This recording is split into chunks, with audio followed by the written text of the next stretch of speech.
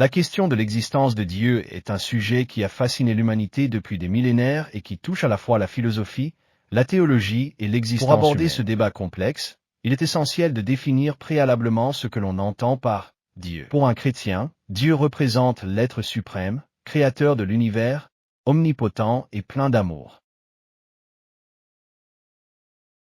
Pour un musulman, Allah est transcendant et unique, tandis que dans le bouddhisme, le concept de divinité créatrice est remplacé par des lois spirituelles. Quant à eux, considèrent Dieu comme une construction sociale, une invention humaine destinée à expliquer l'inexplicable. En somme, nier l'existence de Dieu nécessite de s'accorder sur une définition précise de ce terme, sans quoi le débat devient obscur. Les arguments avancés par ceux qui clament et le Dieu n'existe pas sont multiples. Si Dieu est bon et tout-puissant, pourquoi permet-il tant de souffrances sur terre? La famine, les guerres et la maladie questionnent cette bonté divine. Ce raisonnement conduit à la conclusion que si Dieu existait, il interviendrait pour prévenir ces injustices.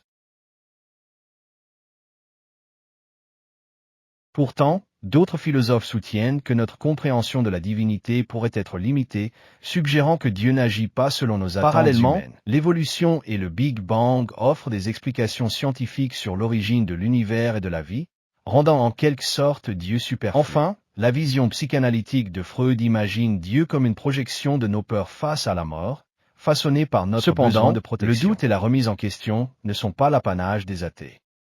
De nombreux croyants à travers l'histoire ont connu des moments de doute, allant jusqu'à abandonner leur foi. Les mystiques qui traversent la nuit noire de l'âme expriment leur désespoir face à un débat enrichissant qui semble absent, éclairant nos perceptions de la foi. D'ailleurs, l'absence de preuves tangibles de l'existence de Dieu ne peut pas être considérée comme notre preuve de son absence. Cela ne signifie pas qu'elle n'existe pas. Enfin, la science et la spiritualité peuvent coexister paisiblement. La science tente d'expliquer le comment de l'univers sans pour autant nier le pourquoi.